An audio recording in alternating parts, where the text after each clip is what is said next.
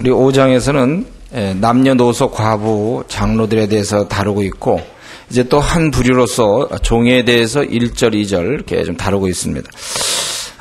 종은 상전을 잘 공경하라. 종은 비록 이 노예 제도가 잘못된 제도지만 어차피 이 땅의 신라권에서는 어떠한 제도가 있어도 다 그게 나름대로의 문제가 있기 마련입니다. 근데 중요한 것은 내가 종이면 종의 역할을 할 것이고 네가 상전이면 상전의 역할을 하라. 이것이 바울사도의 가르침이죠. 그래서 우리 에베소 같은 데 보면 종은 종대로, 상전은 상전대로 너무 딱딱거리지 말고, 상전은 이렇게 욱박지르지 말고 협박하지 말고 그렇게 하라고 그랬고, 종은 눈가림만 이렇게 할 게 아니다 그랬는데 오늘은 주로 종에 대해서 얘기하고 있죠. 특별히 그 당시에 종은 노예입니다. 노예. 그래서 네가 좀 좋지 않은 그런 제도지만 그 안에서 너는 마땅히 하나님 백성답게 그렇게 살아야 된다. 사실 따지려 들려면 다 나름대로 약점 부족한 점이 있습니다. 그래서 그런 종이 돼갖고 왜 나는 노예인가 하고 원망하고 힘들어하고 그렇게 하지 않고 자기가 종인가? 그렇다면 내가 이제 잘 상전을 귀하게 생각하고 2절에 보면은 믿는 상전이 있는 자들은 그 상전을 형제라고 경여기지 말고 더 잘 섬기게 하라. 왜냐하면 유익을 받는 자리 믿는 자이기 때문에 그렇다는 거예요. 결국 형제를 잘 발휘할 것을 염두에 두고 있습니다. 그래서 우리가 어느 공동체를 가든 교회도 마찬가지고 가정도 마찬가지고 직장도 마찬가지고 다 나름대로 부족한 점이 있습니다. 누구 직장 들어가서 좋다고 다 그러잖아요. 다 나름대로의 대부분 경우에 어려움이 있습니다. 그래서 우리는 항상 이 지적을 잘하는 사람보다는 보완을 잘하는 사람이 되도록 노력하셔야 합니다. 지적 잘하는 건 누구나 다 잘할 수 있어요. 다만 안 할 뿐이죠.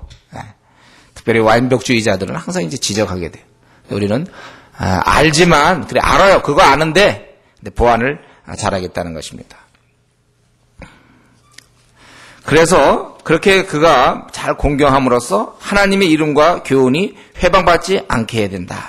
주인이 볼 때 그가 그리스도인이 되어놓고는 보니까 굉장히 정직하단 말이죠. 그전에 몰랐는데 근면해요.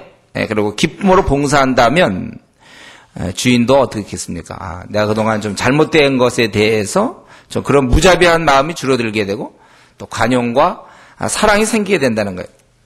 그렇지 않을 때는 주인이 볼 때 그렇지 않으면 기독교 교훈에 대해서 경멸하게 되는 거예요. 부부간에도 그렇다 그랬죠. 부부간에도 만약에 믿지 아니하는 남편, 믿지 아니하는 아내가 있을 때 자기를 통하여 남편이 바뀌어야 되고 자기를 통해서 아내가 바뀌어야 된다고 그렇게 돼 있어요. 그렇지 않으면 너의 믿음 헛거다 이렇게 얘기해 있어요.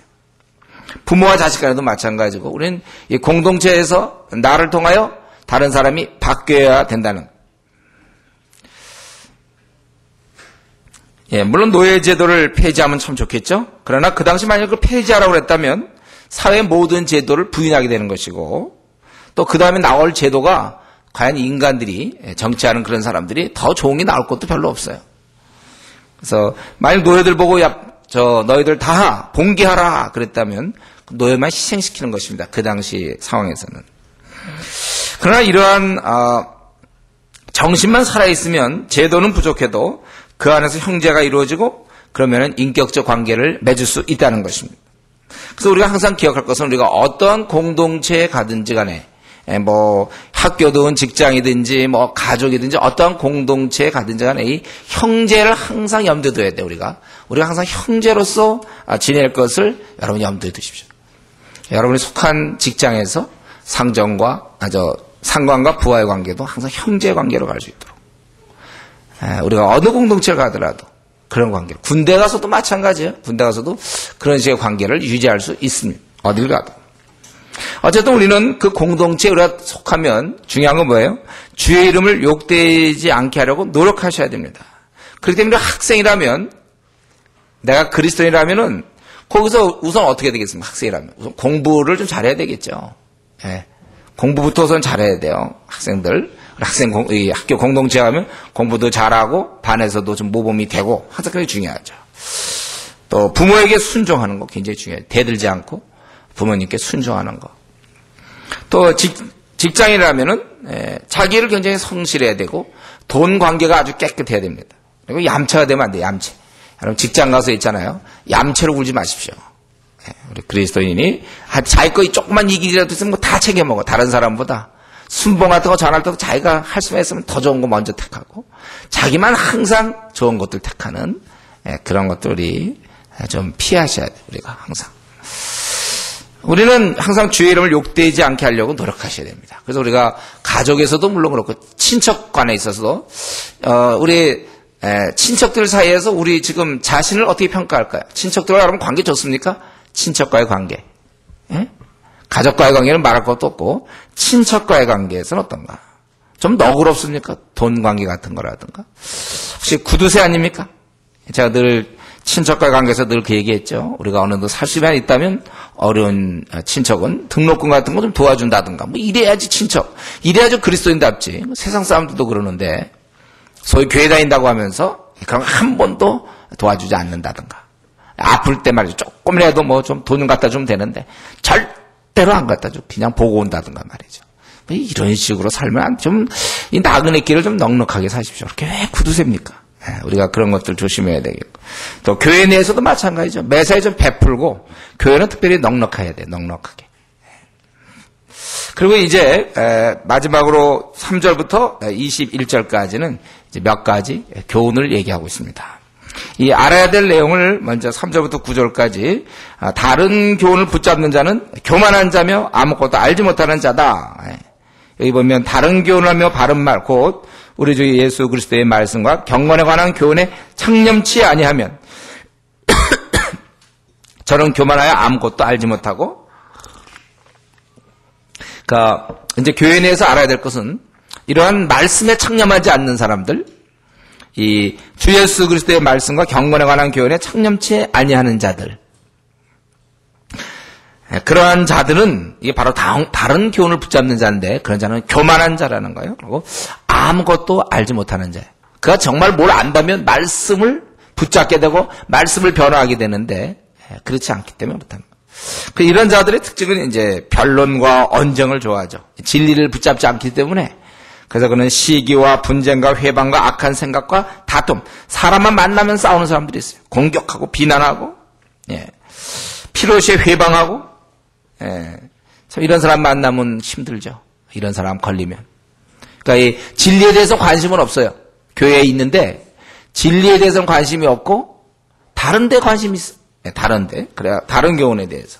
이런 사람들은 변론을 좋아하고 싸움을 좋아하는 사람들이에요. 그래서 시기하고 분쟁. 그 상대방에 대해서 아주 시기하는 마음이 있고 그거와 언제든지 싸울 준비가 되어 있고 필요하다면 회방이라는 것은 중상모략이에요. 그 사람이 하지도 않은 걸 갖다 중상모략할 수도 있고 비열한 생각을 해요. 악한 생각. 그리고 사람만 만나면 항상 공격하고 다투는. 그래서 우리 가운데도 이상하게 그 사람은 항상 싸움을 잘한다. 좀 늘 좀 그런 사람 있다. 이상하게 뭘 좀 회의를 하든지 뭘 좀 이렇게 뭘 해도 이상하게 좀 잘 안 되는 사람들 진리에 관심이 있는지 한번 살펴봐야 돼. 정말 진리에 대해서 관심이 있는 사람인가? 하나님 말씀, 경건에 관한 교훈을 받아들이지 못할 때 그는 교만하게 되고 교만하니까 싸울 수밖에 없어요. 그리고 자기 생각과 다르면 막 공격하고 이러죠. 그리고 그들에게 있어서 문제는 더 나쁜 문제는 뭐냐면 5절에 있는 것처럼 마음이 부패해지고 진리를 잃어버려 경건을 이익의 재료로 생각하는 자들의 다툼이 일어나느니라 이랬습니다. 참 어떻게 이럴 수가 있습니까? 경건, 주님을 섬기는 신앙생활 이게 하나의 처세술이라는 거예요. 돈을 위하여 자신의 어떤 이익을 위해서 신앙생활하는 사람들이 있다는 것입니다. 그러니까 교회 생활과 이런 신앙생활을 이용하여 사회적 지위와 돈을 얻고자 하는 사람들이 있어요. 경건을 이용하여. 그래서 보면 국회의원 출마하기 위해서 어떤 큰 길 나간다든가 거기서 이제 자신이 그래서 거기서 뭐 집사가 되든지 뭐가 좀 돼갖고 그걸 이용하여 이제 자기 국회의원 되려고 그런 사람도 있어요. 또 어떤 사람은 사람을 많이 알아두려고 그래요. 자기 어떤 사업상 사람을 많이 알아놓으면 좋다는 것입니다. 그럴 때 이런 것들은 다 나쁜 거예요. 경건을 이렇게 쓰면 안 돼요.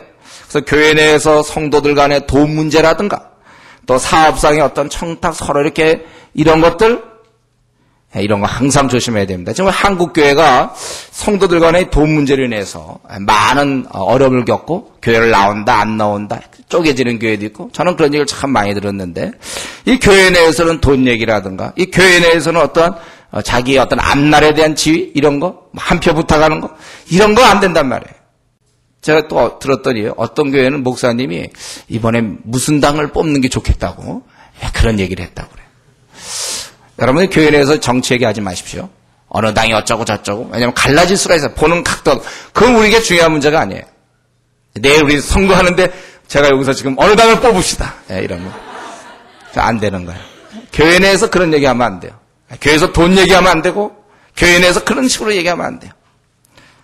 우리는 이 교회 생활이라든가 신앙생활은 순수해야 돼요. 자기 어떤 목적을 위해서 남용되어서는 안 되는 것입니다. 오직 주님만 닮아가는 거. 어떻게 하면 주님을 잘 섬기고 저 사람은 어떻게 하면 주님을 잘 섬기게 할까. 이렇게 아주 예배 드리는 것 그런 거 외에 다른 어떠한 목적으로 성도를 대하면 안 됩니다. 그건 죄예요. 잘못된 것입니다. 그래서 이것은 경건을 이익의 재료로 생각하는 자들의 다툼이 그래서 다툼이 일어난단 말이에요. 순수하게 주님만 섬겨야 되는데 자꾸 딴 생각들하고 딴 짓들 하기 때문에 다툼이 일어나요. 한국교회 큰일 났어요, 이 문제. 제가 지금 많은 얘기를 듣는데 한국교회 이것 때문에 지금 교회들 많이 갈라집니다. 교회 내에서 돈놀이하고 서로 막 이러다 갈라지기도 하고 또 교회 내에서 다른 목적 때문에 해서 갈라지기도 하고 위험한 것입니다. 순수하셔야 돼요. 그래서 여기 보면 경건을 이익의 재료로 생각해서는 안 된다는 것입니다. 우리는 오직 주님께 예배드리는 것, 오직 형제여 자매여 그를 위하여만 우리는 살아가야 되는 것입니다. 원래 왜냐하면 경건이라는 것은 이런 재물과 관계없는 거예요. 그래서 하나님을 제대로 섬기는 경건, 그것은 지족하는 마음이 있으면 큰 이익이 된다고 그랬어요. 왜냐하면 우리가 어차피 이 땅에 올 때 빈손으로 오지 않았습니까? 저와 여러분 빈손으로 왔죠? 7절에. 성경을 보십시오. 빈손으로 왔다고 그랬죠. 세상에 아무것도 가지고 온 것이 없으면 또한 아무것도 가지고 가지 못하리니. 그래서 사는 날 동안 우리가 먹을 것과 입을 것이 있으면 족한 거예요. 그러므로 욕심을 내지 않기 때문에 그래서 큰 이익이 있다는 거예요. 우리에게. 경건한 신앙을 가지면 큰 이익이 있다는 것입니다. 그러나 욕심을 낼 경우 어떻습니까? 돈에 대한 욕심을 낼 경우 여기 9절에 보면 뭐라고 했어요? 한번 읽겠습니다. 부하려 하는 자들은 시험과 올무와 여러 가지 어리석고 해로운 정욕에 떨어지나니 그 사람으로 침륜과 멸망에 빠지게 하는 것이라. 10절 돈을 사랑함이 일만하게 뿌리가 되나니 이것을 사모하는 자들이 미혹을 받아 믿음에서 떠나 많은 근심으로서 자기를 찔렀도다. 여기 보면 우리가 욕심을 낼 경우에는 스스로 시험에 들어요. 사단이 공격할 것도 없어. 본인이 들어 그냥. 자기가 그냥 자동이에요. 이것은 시험은 우리가 부하려고 할 때. 그래서 덫에 걸립니다. 올무에 걸리고. 이 올무라는 건 덫이에요. 그래서 여러 가지 어리석고 해로운 정욕에 떨어진다는 거예요. 그래서 그 침륜, 깊이 빠져들어가는 거예요. 멸망. 여러분, 덫에 걸린 동물을 생각해 보세요. 삶 자체가 망가지는 거예요, 그러면요. 시험에 들고 망가지는 것처럼 돈을 부하려 하는 자들은 망가진다니까, 삶 자체가. 그래서 결과적으로 10절에 돈을 사랑함이 일만악의 뿌리가 돼. 이 돈 때문에 많은 문제가 생겨. 가정의 문제, 사랑과의 문제, 자기 인생의 문제. 이것 때문에 얼마나 많은 문제가 생기는지 몰라요. 돈. 때로는 형제지간에도 돈 상속 때문에 싸우고 막 이러지 않습니까? 일만하게 뿌리가 된다. 돈을 사랑하며. 그래서 결국은 미혹을 받아 믿음에서 떠나 많은 근심으로서 자기를 찔렀도다. 스스로 이 근심 있는 곳에 뛰어든 거예요. 스스로 이 가시떨기 나무인데 자기가 뛰어든 겁니다. 그래서 많은 근심이 그러니까 늘 근심해 돈 때문에. 여러분, 그래서 우리가 돈을 벌 때 욕심내서 벌면 안 된다는 거예요. 돈을 누가 벌지 말라는 거 아니죠? 성경에는 일하기 싫거든 뭐라고 그랬어요? 먹지도 말라 그랬어요. 일도 안 하면서 너 먹을 생각하냐 이거예요. 우리는 돈을 벌어야 돼요.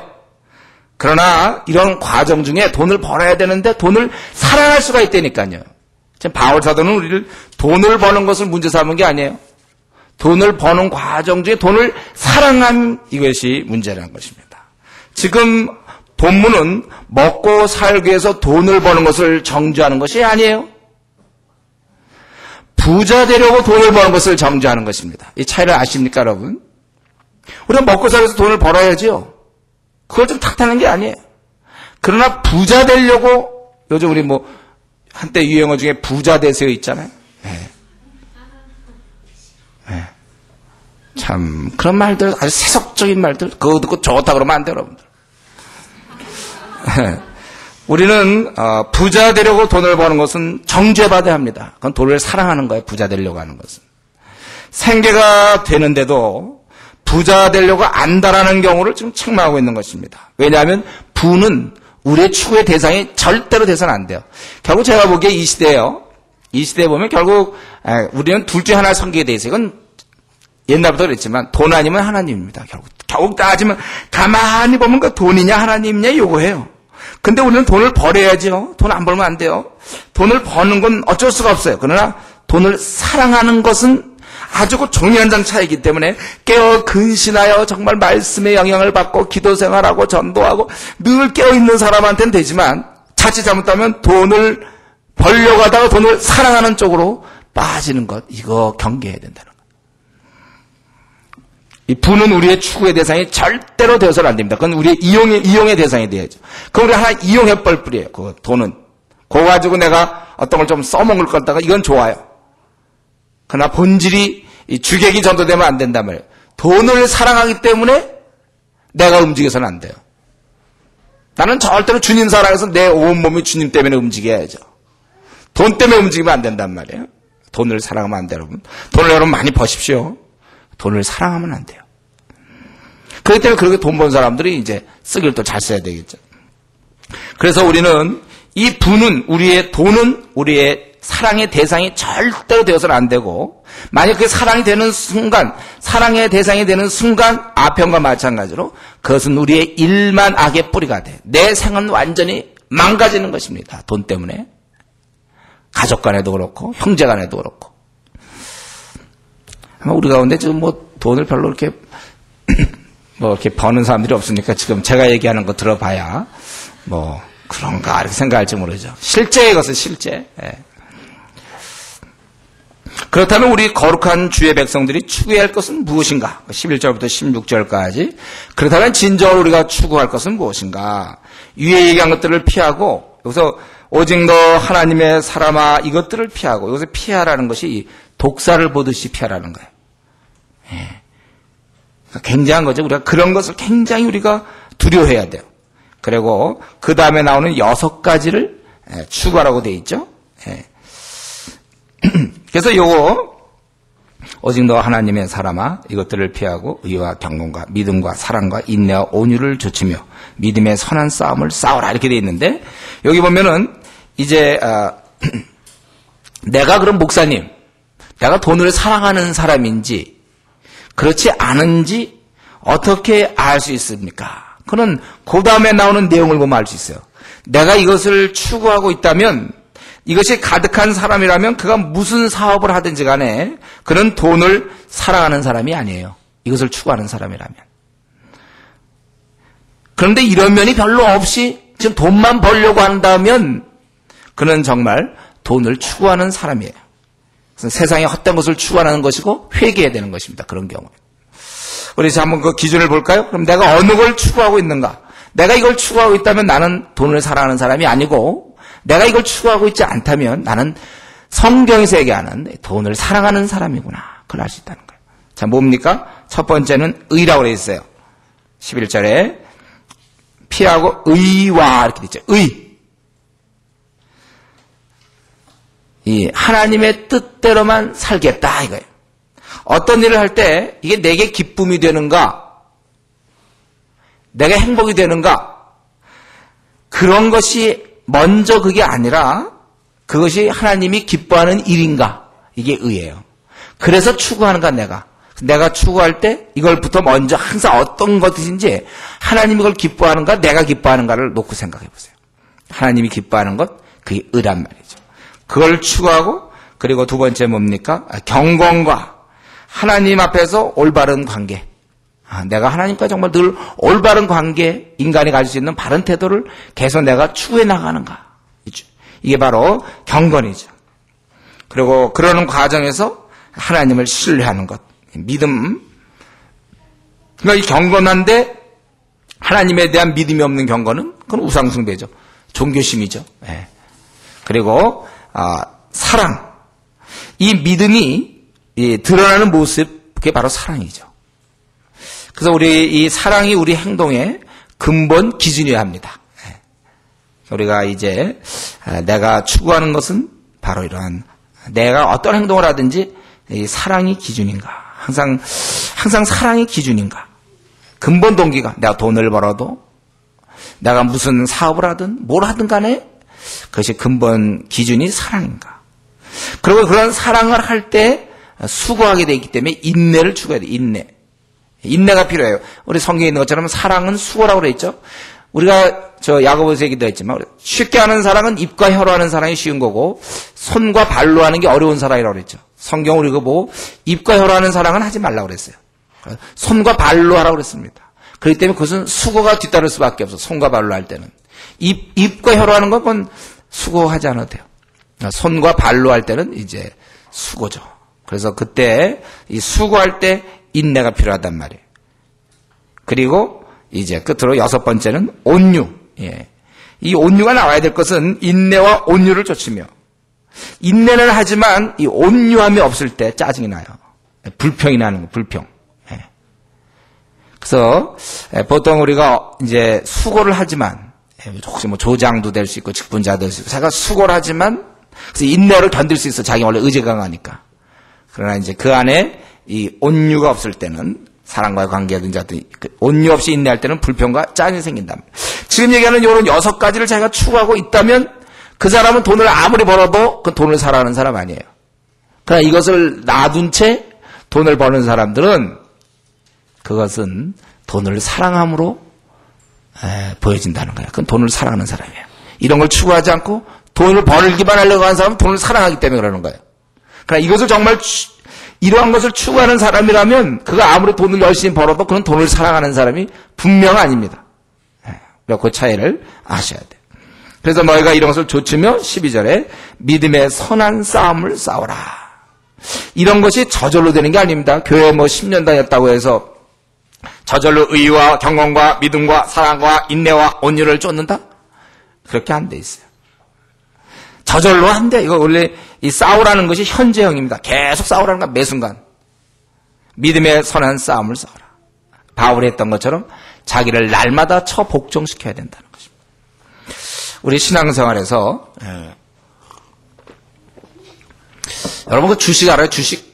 나도 잘 모르지만 주식은 보면 매일매일 시세 변동이 있는 거예요. 어떻게 막 올라갔다가 또 이번에 여론조사도 마찬가지예요. 여론조사 낫겠다 차라리. 여론조사 확 또 떨어지고 올라가고 이런 거 있지 않습니까? 신앙은 매일이에요. 따라하겠습니다. 신앙은 매일이다. 2개월 전에 열심히 낸 거, 소용없어요. 다 소용없어요. 1개월 전에 열심히 낸 거, 소용없어요. 그것도. 지금. 항상 현재. 근데 우리는 때때로 한 번 내가 열심히 냈으면 항상 그걸 이상하게 주님을 의지하지 않아도 그 경험은 의지해요. 나도 열심을 냈기 때문에 내가 맘만 먹으면 열심히 낼 거라고 생각해요. 근데 절대로 안 된다는 게 제 의견이죠. 절대로 맘만 먹으면 되지 않아요. 절대로 안 돼요. 한 번 떨어진 신앙 다시 안 올라옵니다. 정말 그냥 진짜 목숨 걸고 하지 않는 한 안 올라와요. 그건. 내가 맘만 먹으면 나 기도생활 충분히 할 거야. 그러기를 벌써 몇 년째입니까? 나도 뜨거워. 기도는 다니고 나도 뭐하고 막 뜨거워. 그치 몇 개월 전에 그랬습니까? 벌써 그렇게 얘기한 지가 지금 몇 년 흐르지 않았습니까? 신앙은 매일이에요. 지금이 중요해요. 지금이. 주식 같은 거 할 때 지금 저 밑바닥 있잖아요. 그거 누가 그거 삽니까? 그거. 우리가 그걸 아셔야 돼요. 이것은 뭐냐면 선한 싸움을 싸우라. 그리고 영생을 취하라는 것은 남의 영생이 아니라 자기의 영생을 붙잡아라 그거예요. 이 일이 워낙기 때문에. 우리 돈이 있기 때문에. 돈을 사모하는 마음으로 우리가 빼앗길까봐 바울 사도는 그거를 끊고 우리로 하여금 이것을 날마다 선한 싸움을 싸워야 된다.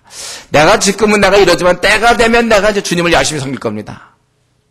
이 말처럼 거짓말이 없어요. 그렇게 안 되게 돼 있습니다. 해야 돼 지금. 그래서 이 싸움에 이길 때 우리는 영생을 확실히 붙잡게 된다는 것입니다. 그래서 영생이라는 것은 하나님의 거룩, 사랑, 평화, 기쁨의 동참함으로 얻어지는 하나님과의 그 교제, 또 그럴 때 나타나는 생명 이런 걸 지칭해서 영생이라고 그러는 거예요. 영생을 취하라. 믿음의 선한 싸움을 싸우라. 영생을 취하라. 이제 문맥이 뭡니까?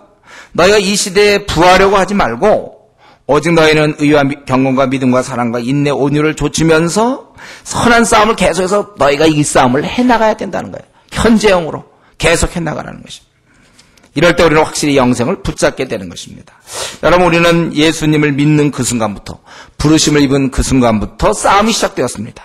아침에 일찍 일어나서 콰이타임 하는 거, 그게 싸움이에요. 우리 싸움은 뭐 대단한 거, 귀신 들린 사람 뭐 쫓아내는 거, 그런 것도 물론 있어요. 그러나 우리의 싸움은 그게 아니에요. 아침에 일어나서 말씀 보고 기도 생활하는 거, 콰이타임 하는 거, 이게 싸움이라니까요. 또 우리가 PBS 하는 거, 이게 우리의 싸움이에요, 여러분들. 저와 여러분의 싸움이 이런 게 우리 싸움이에요. 전도하는 거, 이거 보통 사람들 전도 못 하거든요. 이거 고난도 기술입니다, 전도하는 것이. 이거 전도를요, 주고 나눠주는 걸 전도로 생각합니까? 이 전도가요, 이 고난도 기술이에요. 이거 아무나 못 하는 거예요. 그러니까 깨어있지 않는 성도가 전도하는 거 본 적 있습니까? 최근에 한번 자기를 생각해, 자기 전도 안 한 지 벌써 얼마큼 됐는가. 이 싸움에 지고 있다는 거예요, 벌써.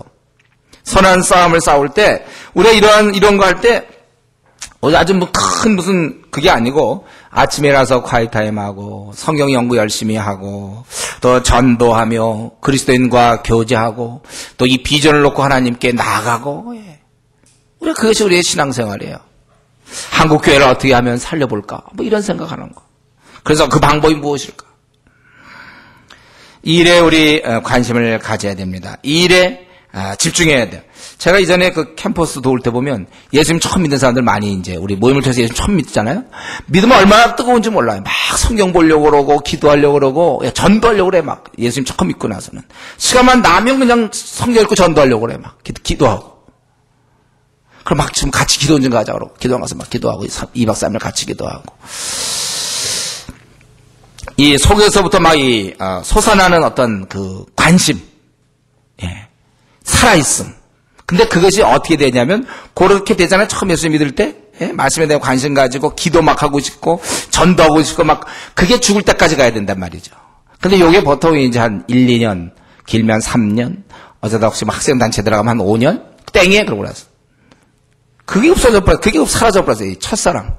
열정, 이게 다 사라지고 껍데기만 나와서, 그죠? 주일 예배 드리고. 그냥 그걸로 끝나는 거예요. 전도를 합니까? 하나님 앞에서 이 비전을 놓고 기도를 합니까? 그냥 어떻게 시간만 나면, 그래서 어떻게 시간만 조금이라도 생기기를 그렇게 사모하는지 몰라요.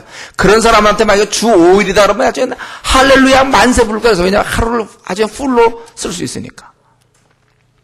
우리가 그 정도의 자세가 돼. 시간만 나면 전도하고 싶어 하고, 시간만 나면 어떻게든 기도. 자기가 막 그 시간을 내려고 막 포기할 것도 많이 포기해야 돼. 왜냐하면 시간을 확보하기 위해서.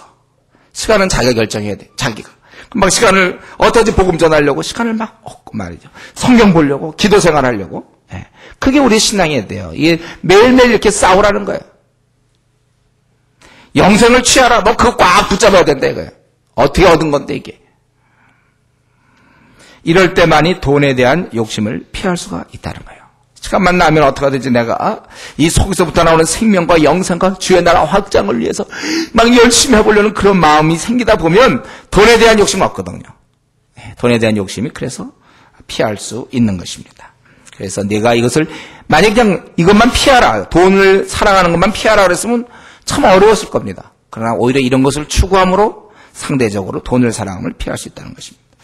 그렇기 때문에 우리가 가져야 될 마땅한 욕심은, 저와 여러분이 가져야 될 마땅한 욕심은 이처럼 영적인 것이에요. 땅에 있는 것은 그 어떤 것도 집착하지 않기를 결심하십시오. 이 싸움의 성격이, 그러나 이 싸움을 얘기해 놓고 13절부터 보면 이 싸움의 성격은 하나님 앞에서 한다는 거예요. 만물을 살게 하신 하나님 앞과 생명의 주관자인 그분 앞에서 하며, 또 죽기까지 싸우셨던 예수 그리스도의 본을 가지고 우리는 매일매일 영적 싸움을 한다는 것입니다. 그리고 그것에 대해서 언제까지 하라고 그러냐면 14절 끝까지, 즉 우리 주 예수 그리스도의 나타나실 때까지, 주님 나타나실 때까지 그걸 하라는 거예요. 점도 없고 책망 받을 것이 없이 이 명령을 지키라. 그러나 그러니까 우리가 지금 다시 한번 우리는 이러한 돈을 사랑함을 피하고 우리의 영생을 취하는 것에 우리의 마음을 온전히 드려야 된다고 그랬는데 이건 어떻게 하는 거냐면 하나님 앞에서 해야 될 것이며 주님의 본이 있어서 그렇게 할 것이고 그리고 주님이 오실 때까지 우리는 계속해야 된다는 거예요. 그러나 우리에겐 소망이 있죠. 15절에 있는 것처럼 기약이 이르면 그분께서 나타냄을 보이시리니 하나님은 복되시고 홀로 한 분이신 능하신 분이시며 만왕의 왕이요 만주의 주여 영원하신 분이시여 빛의 거하시며 접근이 안 되는 아주 그러한 분이시다. 이분께 존귀와 영원한 능력을 돌려라.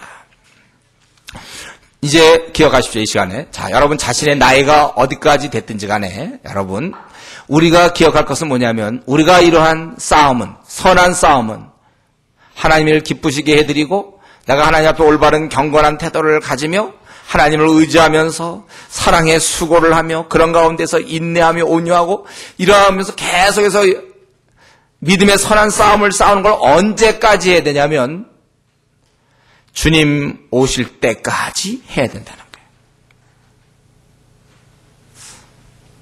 휴식이 없습니다, 여러분.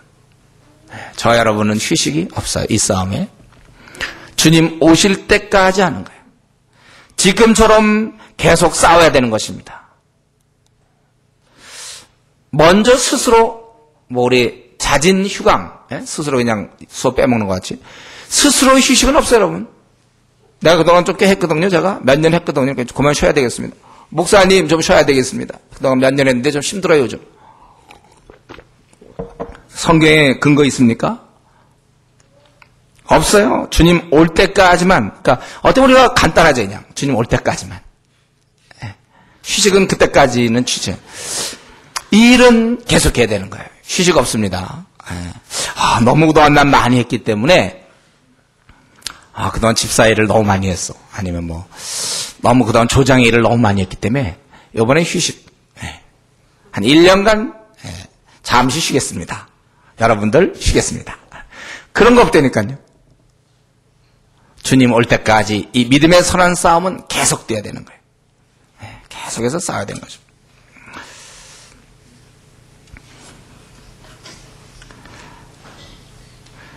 그런데요, 우리가 이렇게 싸움을 하면서 근데 한 가지를 기억하고 있어야 돼요. 뭐냐면은, 이렇게 싸우면서 최종 그 마지막을 기억하셔야 돼요, 여러분들.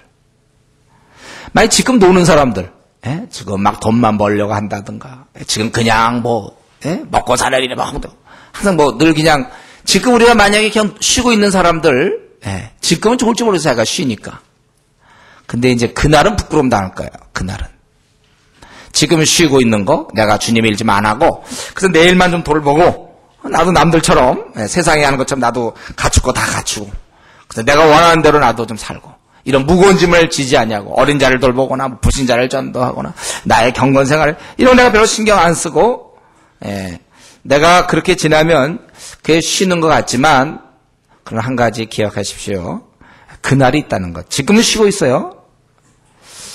지금 자기가 잘하고 있는지 모르겠어요. 지금 생각에 자기가. 남들은 다 이렇게 열심히 일하는데 나는 쉬고 있다. 잘하는 것 같지만 그러나 이제 기약이 이른다는 거예요. 지금 우리 보고 하나님께서 쉬라고 우리에게 시간을 주지 않았어요. 우리에게 지금 일하라고 시간을 주셨어요. 그리고 내가 그때 주님 만나는 거예요. 저도 이렇게 주일을 하고, 참 어떤 때 정말 많이 이렇게 힘들죠. 힘들고 지칠 때 많지만, 아마 그 일만 들여다보면 일 못할 거예요. 힘들어서.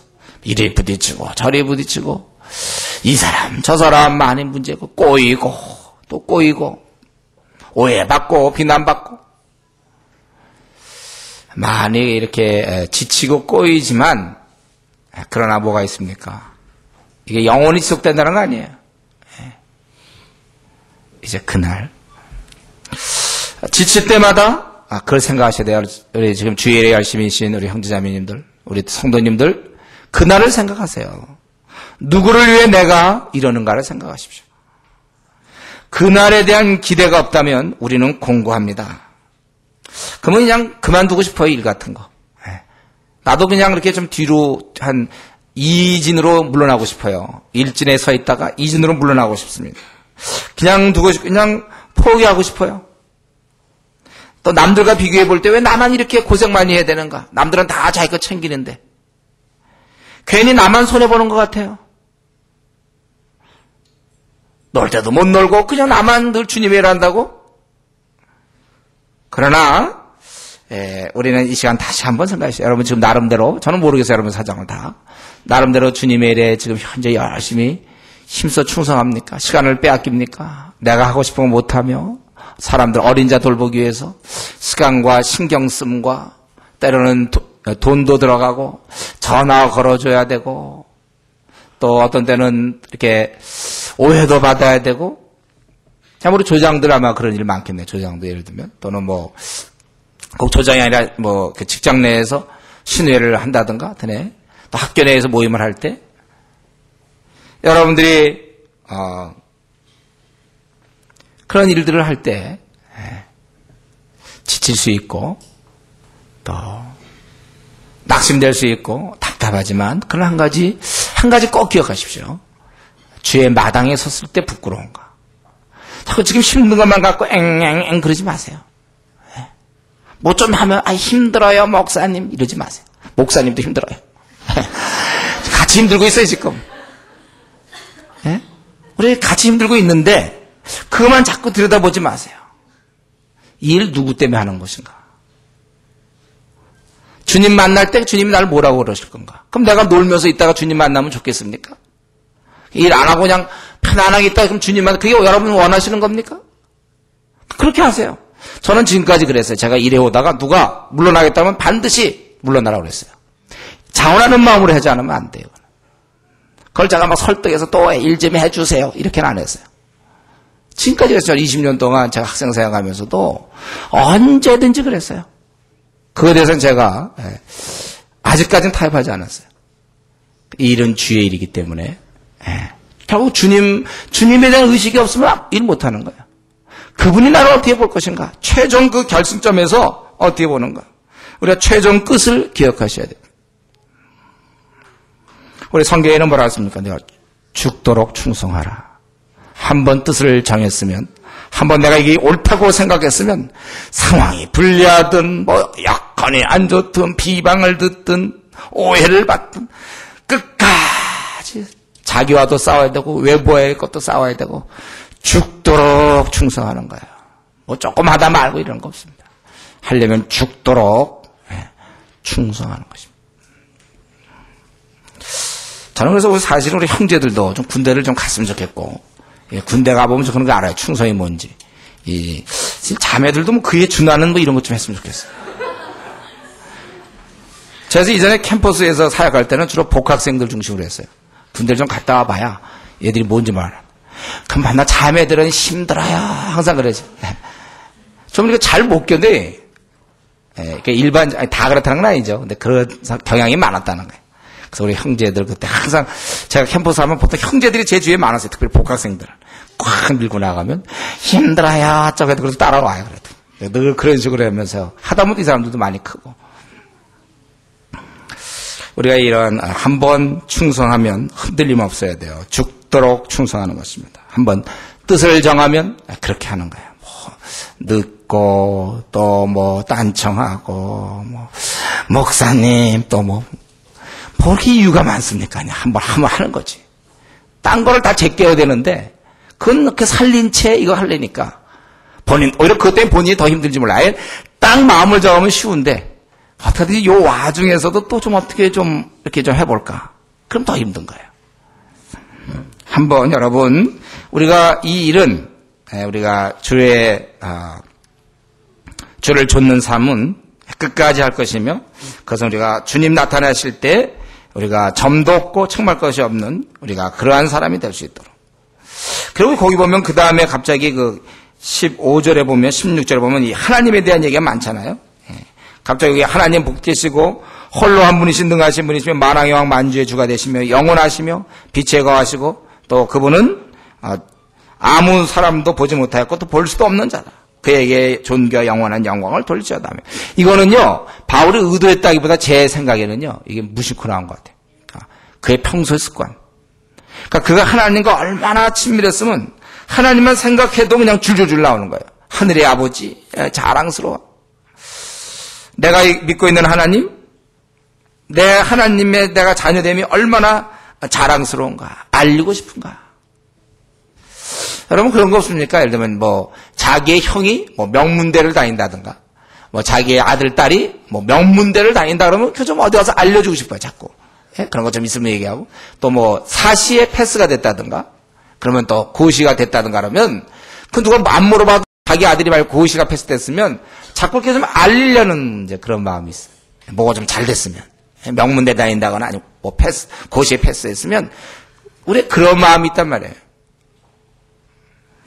그런데 우리 하나님에 대해서 어때요? 우리가 하나님에 대해서. 내가 하나님의 자녀인 것을 좀 사람들한테 많이 알리고 싶습니까? 내 아버지를 좀 많이 알리고 싶습니까, 여러분들? 하늘의 아버지는 만왕의 왕이시다. 내 옷은 좀 거지지만, 그러나 우리 아버지는 원래 왕이시다. 내 옷은 능력이 없지만, 그런 분 전능하신 분이시다. 우리 아버지 그런 분이다. 이렇게 좀 자랑스러워하는. 바울은 지금 이 사역자로서 정말 거지로 지내면서 많이 힘들면서도 그러나 그런 하나님을 생각할 때마다 자랑하고 싶었어요. 불평한 게 아니에요. 자기를 왜 하나님 계시다면 나를 이 모양으로 만들었습니까? 거지가 이게 뭡니까? 예?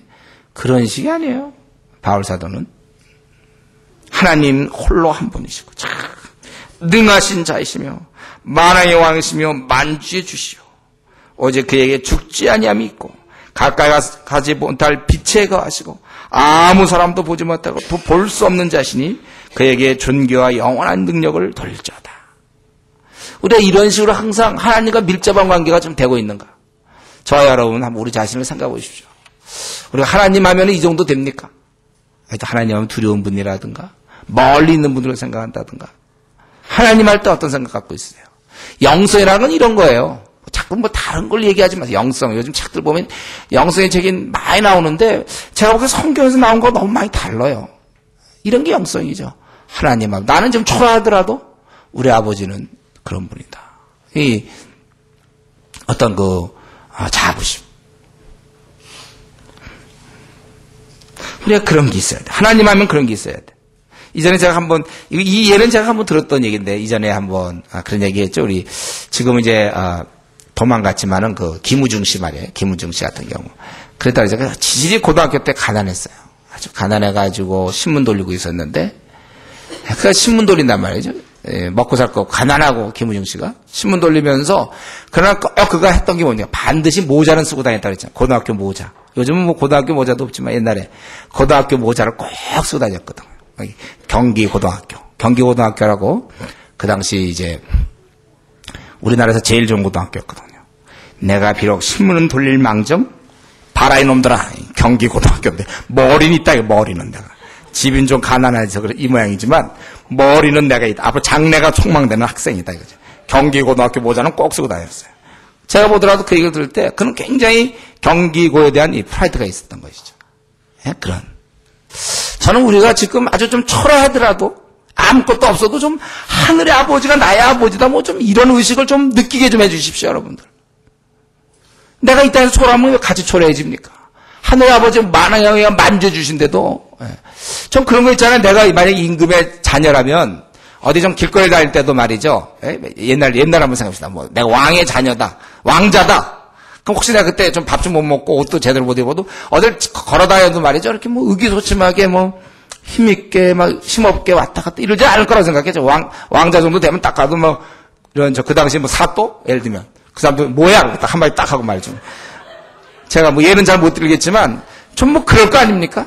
속으로부터 나오는 것도 힘, 당당하고 뭐 좀 그런 맛이 있어야 돼 우리가. 하나님 아버지 그분이 나의 아버지시다. 그러니까 앞날 좀 막혔다고 이제 우거지상할 게 아니고 막힌 거 어떠냐 뚫고 나가면 될 거 아닙니까? 하나님 아버지 이런 능력을 우리가 받아야 돼요. 뭐 문제가 있습니까? 하나님 나의 아버지신데 왜 그렇게 힘없이 삽니까? 전능하신 하나님 나의 아버지시다. 예. 나는 비록 거지지만 아버지는 모든 걸 다 갖고 계신 분이시다. 하나님이 오늘에도 주시면 나는 부자 되고 말이죠. 그렇게 되는 거예요. 하나님의 아들 딸들이 힘없이 말이죠. 예. 세상에서 잘 나가는 사람보다 훨씬 못하게. 세상에서 뭐 명문대학 나와서 변호사 되고 뭐 의사 되고 막 그런 사람보다 훨씬 못하게. 좀 당당하게, 가진 것도 좀, 그러면서 좀 당당하게 살도록, 여러분 기도하십시오. 기도 생활 좀 하세요. 위로부터 좀 그런 힘을 좀 얻어야 되겠어요. 자꾸 세상 기준에 따라 우리가 하늘의 자녀인 것은 놔두고 세상에서 나를 어떻게 보느냐, 그걸로 자기를 봐요. 자기 옷 입은 모습으로 그 왕자가 이제 어떻게 하다가 거지가 되었고 그것으로 거지처럼 지내는 거예요. 그러면 되겠습니까? 비록 옷은 그렇게 입었어도 왕자다, 이런 좀 그런 의식들, 이건 다 기도 생활에서 얻어지는 거예요. 기도를 한없이 깊이 들어가서 이런 능력을 딱딱 좀 얻고 세상을 좀 살아야 그게 승리하는 것이지. 이제 여러 가지 권면하는 중에 마지막으로 이제 부한자들에 대해서 얘기하고 있습니다. 부한자. 아까는 부하려고 하는 자, 부자 되려고 하는 자. 이번에는 부한자. 이미 부자인 자에 대해서. 근데 보면 내가 이 세대의 부한자들을 명하여, 이 말 속에는 벌써 그 이 세대의 부한자로 오지 않습니까? 예. 제한적이고 일시적이에요. 그 분은 아무것도 아니라는 거죠. 근데 명하노니 마음을 높이지 말고, 이 사람들이 돈이 많으면 이상하게 교만해져요. 돈의 그 액수에 따라 사람이 교만해진단 말이에요. 여기 보면 마음을 높이지 말라는 것은 본인이 높을 수도 있고 제가 낮출 수도 있어요. 그러니까 교만이라는 것은 본인이 하는 겁니다. 제가 이런저런 조건을 따져서 남들보다 제가 이렇게 교만하는 거. 성경에서 교만하지 말라고 되어 있죠. 그게 자동적으로 되는 게 아니에요. 본인이 노력해서 될 수도 있고 안 될 수도 있어요. 그래서 조건이 좋아도 겸손한 사람이 있고 조건이 안 좋아도 스스로 또 교만한 사람들이 있어요. 여기 보면은 마음을 높이지 말라고. 이미 부한 자들 마음을 높이지 말고, 두 번째는 재물에 소망을 두지 말라. 의지하지 말라는 것입니다. 오히려 우리는 우리에게 모든 것을 후히 주사 누리게 하시는 하나님께 두며, 이렇게 되어 있어요. 모든 것을 주시는 분은 하나님이라는 거예요.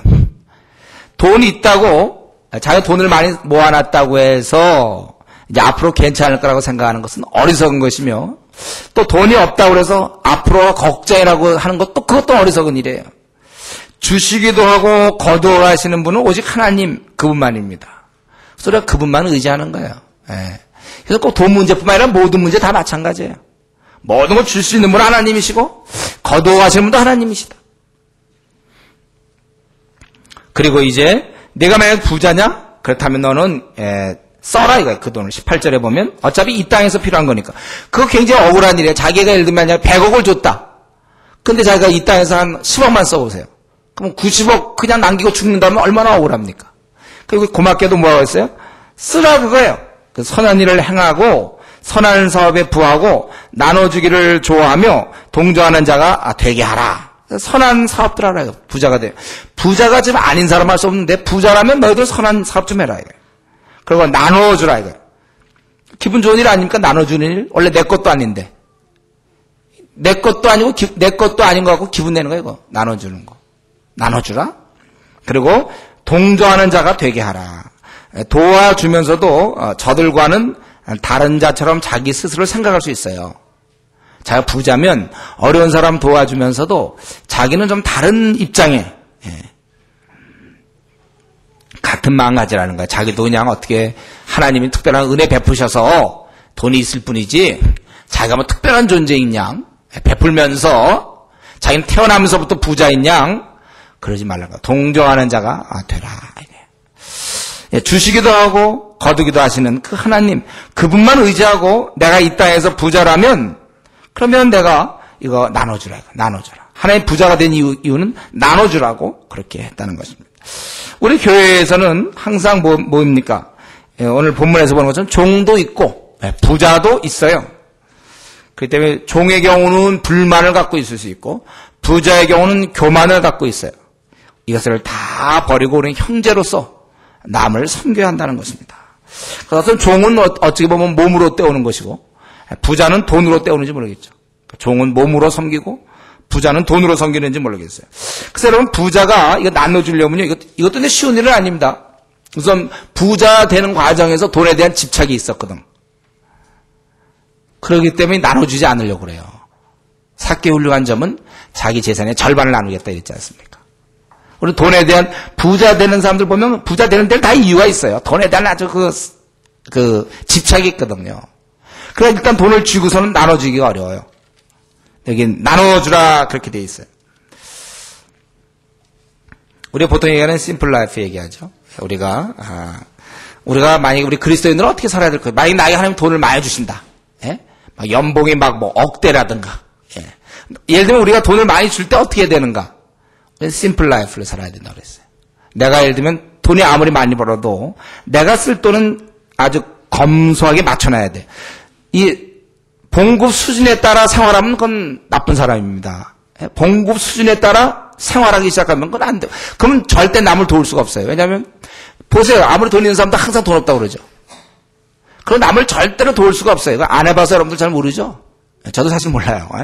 저도 모르지만 그러나 이 없는 가운데서 마찬가지인데 자기가 많이 번다고 거기에 맞춰서 살기 시작하면 그럼 이 돈을 많이 벌까 집도 달라지고 차도 달라지고 또 달라지고 또 돈 많이 벌면 또 뭐 기사도 두고 또 막 이런 식이란 말이죠. 예? 옷도 달라지고 뭐 자꾸 그러니까 자기 것을 검소하게 묶어야 돼요. 예. 그래서 자기가 쓸 수 있는 건 다른 보통 사람들 그냥 보통 일반인 정도의 생활에 맞춰야 돼요. 그래야 남는 돈이 생기죠. 그거 갖다 그쪽까지 쫓아 올라가면 남은 돈이 뭐 있습니까? 안 그래요? 좋은 데 살아서 관리비가 막 100만 원씩 내는데 뭐 이런 데 살아보세요. 뭐 돈이 있겠어요. 그런 걸 안 살아야 거기서 남는 돈이 있죠. 지금 제가 말씀을 드리는 순간에 글쎄요, 여러분들한테 이게 지금 얼마만큼이 적실성이 있는지 모르겠어요, 우리가. 근데 알아도 적시야 모르죠. 하나님 혹시나 우리 부자가 되게 할지 하나님께서. 그때 그 생각, 그때 박 목사님이 그러셨지. 심플 라이프를 해야 된다. 수준에 맞춰 살면 도와줄 돈이 없다. 예. 우리 그러한 분들 정말 깨어있는 그리스도인 중 그런 사람 많아요. 자기 삶은 어떻게 검소하게 살아야 많이 번 만큼 그걸 다 쓸 수 있어요. 그래서 이미 부자인 사람이 할 일은 이제 남을 도와주는 일을 해야 된다. 근데 이제 문제는 이게 문제 아니겠어요? 저는 이 구절을 보면서 이게 문제예요. 근데 누가 자기 자신을 돌아보면서 스스로 부자라고 보느냐 이거예요. 예? 대부분 다 돈 없다고 그러거든. 아무리 돈 있는 사람이라도 항상 돈 없는 소리 하거든. 그러면 자기 그 기준이 어느 정도 되는 거예요, 이 기준. 그럼 오늘날 같이 우리나라는 상대적 박탈감이 심한 나라? 자기 이 정도 살아도, 남들 더 잘 살거든? 그럼 자기 못 산다고 생각하는 경우가 지금 많아요. 그러면 어느 정도 돼야, 우리가 이런 부자, 예? 자기 스스로가 이 정도 벌었는데 본인은, 밖에서 볼 때 부자인데 본인은 부자가 아니라고 그런단 말이에요. 그럼 어떻게 된 겁니까? 제가 이 문제를 생각하다 보니까 이게 그러니까 영적 문제 같아요. 이게 결국은 하나님 앞에서 자기가 먹고 살만한가, 자기가 좀 더 줄일 수 있으면 얼마든지 돈을 이렇게 할 수 있는가, 하나님 앞에서의 결단이에요. 그건 어쩔 수가 없는 것 같습니다. 이런 문제에 있어서. 그리고 이 남을 도와주는 것, 지금도 그러면 여기 있는 나는 부자가 아니니까 그럼 남을 도와주는 거 문제는 나랑 관계가 없는가? 그렇지 않아요. 이거는요, 어느 정도 됐을 때 되는 게 아니고 조금씩 현재 된 상태에서 해야 돼요. 남을 도와주는 일 같은 거. 그래서 내가 물론 크게 돕냐 작게 돕냐의 차이는 있지만 현재 내가 지금 좀 어렵다 하더라도 그 어려운 중에라도 남을 도울 수가 있어요. 우리 그렇게 살아야 되는 거예요. 어느 정도 되면 그때부터 돕겠다. 저는 그런 사람 진짜 돕는 거 지금까지 못 본 것 같아요. 그래서 어느 정도 되면 한다 이 말은 없어요. 현재에서 부족하지만 부족한 대로 하는 사람이 나중에 어느 정도 됐을 때 도울 수 있어요. 저희 교회가 어렵지만 어려운 중에도 우리가 선교를 합니다. 왜냐하면 우리 교회 어렵다 그러면 이제 우리도 어느 정도 되면 제 정도 다 자립되고 되면 그때부터 하자. 그러면 그때 되면 또 다른 문제 또 있어요. 어려운 중부터 해나가는 거예요 우리가. 그렇게 우리 삶도 만약에 자기가 이렇게 먹고 사는 문제에 있어서 조금이라도 자기가 조금 더 뺄 수 있는 돈이 있다면 그게 뭐 1,000원도 좋고 뭐 5,000원도 좋고 10,000원도 좋고 다른 사람을 도울 수 있는 그런 연습을 해야 돕지. 내가 나중에 돈 많이 벌면 그때 하겠다. 돈 많이 벌어서 안 할 사람 어디 있습니까? 그럼 그런 과정 속에서 당장 지금 필요한 사람들이 도움을 못 받고 있어요. 그러니까 우리는 적더라도 적은 상황에서 할 수 있는 그런 것이 중요한 것입니다. 이제 마지막 결론으로 20절, 21절에 보면 디모데야 네게 부탁한 것을 지키고 거짓되 일컫는 지식에 망령되고 허한 말과 변론을 피하라. 이것을 좇는 사람들이 있어 믿음에서 벗어났느니라. 은혜가 너희와 함께 있을지어다. 다시 반복하고 있죠. 바울사는 디모데에게 내가 부탁한 것을 지키고 잘못된 교훈, 변론을 피하라. 이것을 쫓다 보면 너가 이런 것을 피해야 된다. 이것을 쫓는 사람들은 믿음에서 벗어나게 돼 있어요. 우리가 유명한 말 중에 이런 말이 있습니다. 신학과 신앙은 다르다 이런 얘기 있어요. 잘못된 얘기예요. 신앙은 신학을 따라갑니다. 셰퍼 박사가 그런 얘기했죠. 우리가 무엇을 아느냐에 따라 우리의 삶이 가는 거예요. 그러니까 제가 늘 강조하지만 성경을 내가 몇 권 연구했는가 그게 자기 신앙인 줄 아세요. 그거 아는 만큼 신앙이 가게 돼 있으니까. 다른 거 없어요. 우리가 이게 제대로 된 이런 신앙을 갖기 위해서는 바른 교훈을 잘 배워야 되는 것입니다. 그래서 이럴 때 은혜가 너희와 함께 있을지어다. 계속 우리 바울 사도 서신에 늘 나오는 이 은혜. 그저 우리는 처음서부터 끝까지 하나님의 은혜로 지내는 거예요.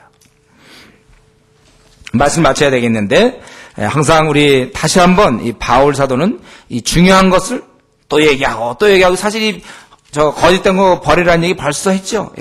2장에서도 하고 또 그랬는데 이번에 또 하고 지금 맨 마지막으로도 또 이렇게 부탁한 것을 지키고 거짓된 건 버려야 된다. 이 가르침이라는 것은 우리 삶에 결정적이에요. 저와 여러분 삶에 있어서 왜 이렇게 헤매고 있는가? 어쩜 아직도 진리를 잘 몰라서 그래요. 진리를 알지니 진리가 너희를 자유케 하리라. 물론 이것이 죄로부터 해방이지만 제가 보기에 자기 문제 갖고 막 고민하고 뭐 가족 문제로 고민하고 이런 가만히 제가 상담하다 보면 결국 하나님의 그 뜻을 너무 몰라요. 그래서 성경에 이미 다 있는데 그걸 모르니까 헤매고 있어요.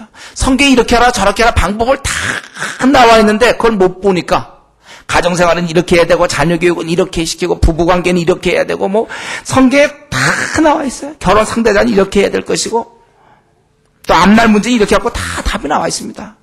직장생활은 어떻게 할 것이고 학교생활은 어떻게 다 있는데 본인이 모르니까 헤매고 있는 거예요. 참 안타까워요. 자기 삶을 어떻게 살아드려야 될지 대인관계는 어떻게 해야 될지 이런 모든 거 성경에 다 있습니다. 그래서 우리가 온전한 자로 만들어줘요, 성경이. 근데 그걸 모르고 그리고 더 안타까워서 그에 대한 열심을 안 내요, 성경에 대해서. 한없이 어떻게든지 할 수만 있으면 시간을 확보해서 성경을 많이 연구하는 것이 우리가 살 길이에요. 이것을 쫓다 보면 우리의 믿음도 따라가게 돼 있고 내 삶이 그렇게 가는 것입니다.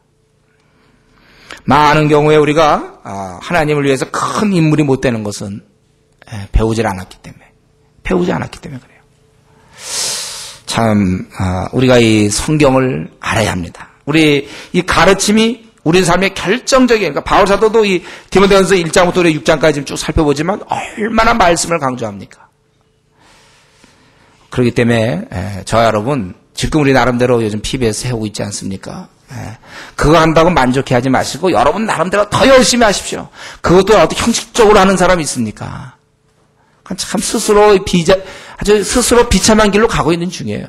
나를 끌어올릴 수 있는 그 말씀이 나를 붙잡아줘야 되는데 여러분들 더 성경을 형식적으로 하지 말고 진짜 내가 성경에 한번 이 박사가 되겠다. 그런 각오를 가지세요. 이 교회가 우리 주은혜 교회가 이 PBS를 강조하니까 이 교회가 또 소문 듣기로는 빡세다 이런 얘기 있다며. 이게 뭐가 빡센 겁니까 이게? 대박 터진 거지. 대박 터졌죠. 무슨 빡셉니까 이게? 우리가 성경을 많이 알아야 돼. 지금 오늘 이 디모데전서 1장부터 6장까지 가만히 보십시오. 하나님 말씀 많이 알아야 우리가 제대로 사는 거예요. 주의 말씀은 내 발의 등이요 내 길의 빛이니이다. 말씀을 깨닫기 전까지는 헤맬 수밖에 없어요. 에베소 4장에서도 저들이 왜 이렇게 방탕하며 왜 이렇게 잘못 살았는가? 진리에 대한 깨달음이 없기 때문이라고 그랬습니다. 우리가 거듭났지만 말씀을 통하여 거듭났지만 그냥 우리 생활을 인도해 줄 이 어마어마한 말씀에 대해서 너무 우리가 몰라요. 말씀을. 그래서 잘못된 생각 갖고 있고 말씀에 대해서 정리가 안 돼 있으니까 자기 삶이 지금 얼마나 이게 왜곡되어 있는지도 그게 잘 안 보인다니까요. 부지런히 말씀 공부하셔야 돼요. 여러분들. 말씀 많이 읽고, 우리 바울사도가 강조하는 거 다시 한번 강조한다면 결국 말씀을 우리가 많이 알아야 거짓된 거와 싸울 수도 있는 것입니다. 예, 주님의 일이라는 것은 바울사도가 디모데에게 부탁한 걸 보니 주님의 일이 바로 이런 겁니다. 사람들을 돌보는 일, 참 힘든 사람들, 어려운 사람들, 별의별 사람 다 있는데 온갖 지혜를 다하여 하나님 나라를 확장시키고 교회의 진리를 보존시키며 힘써 이런 일을 하는 것입니다. 많이 힘들겠죠. 디모데도 많이 힘들었을 것이고 바울도 힘들었을 거예요. 저와 여러분이 할 일이 그겁니다. 이 중에 우리 중에 노는 사람이 있어서는 안 돼요. 남을 돌보는 일에 빠져나와서 쉬고 있는 사람이 있으면 안 됩니다. 자기 앞날 그저 계획 세우고 있으면 안 돼요. 우리는 주위 사람과 함께 가야 돼요. 내 앞날은 주위 사람과 함께 가야 되는 것입니다. 따로 있는 내 앞날은 없어요. 이미 예수 믿는 순간 우리는 남을 살기로 결정된 사람들 아닙니까? 주님이 그런 삶을 우리한테 제시한 거예요. 예. 우리는 남을 생각하면서 내 모든 계획은 다른 사람에게 얼마나 더 큰 유익을 줄까? 그러면서 우리 살아가는 것입니다. 남을 돌보면서 사는 거예요. 이 디모데 전서 전체를 통하여 바울 사도가 우리에게 부탁한 것을 좀 생각하면서 한번 같이 기도하겠습니다. 예, 그때나 지금이나 여전히 거짓 가르침은 있고, 그때나 지금이나 여전히 돈을 사랑하는 사람들이 있고, 그때나 지금이나 여전히 교회를 시끄럽게 하는 사람들이 있고, 이런 문제 저런 문제 많이 있지만 그러나 우리는 깨달은 대로 나아갈 뿐입니다. 여러분 한번 주님을 위해 살기로 결심했습니까?